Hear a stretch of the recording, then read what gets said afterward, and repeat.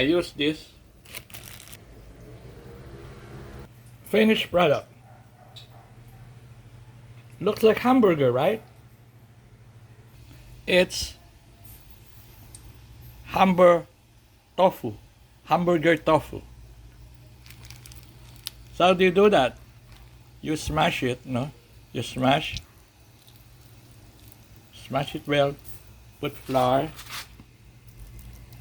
Then you can put some vegetables. I use some. I even use leaves of kamote.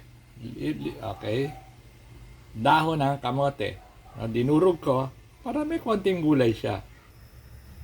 I also use oatmeal, a little oatmeal. I mean oats.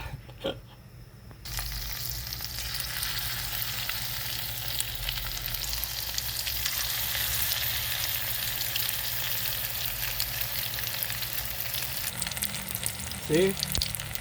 Estoy friendo. I'm frying. Freír is the verb. Freír. Tagalog prito. From Spanish word. I am frying it. Estoy friendo. Friendo. So you remove this mold.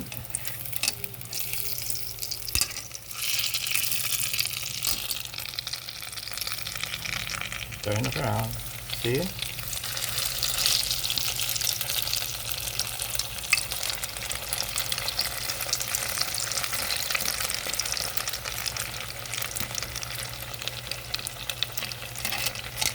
So I was able to fry 5 pieces. That would be my lunch. Okay, so it's safe, you know. So if you love yourself, be a vegetarian. If you don't care about yourself, keep on eating meat.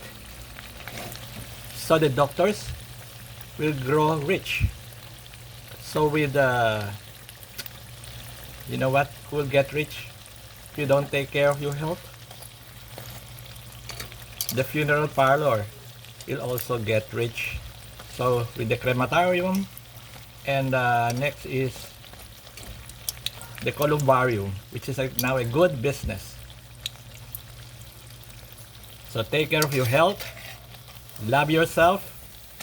Yeah, not yet kuko. So love yourself, because nobody can love you except yourself. Meaning, take good care of yourself. Don't eat too much meat. I don't eat meat.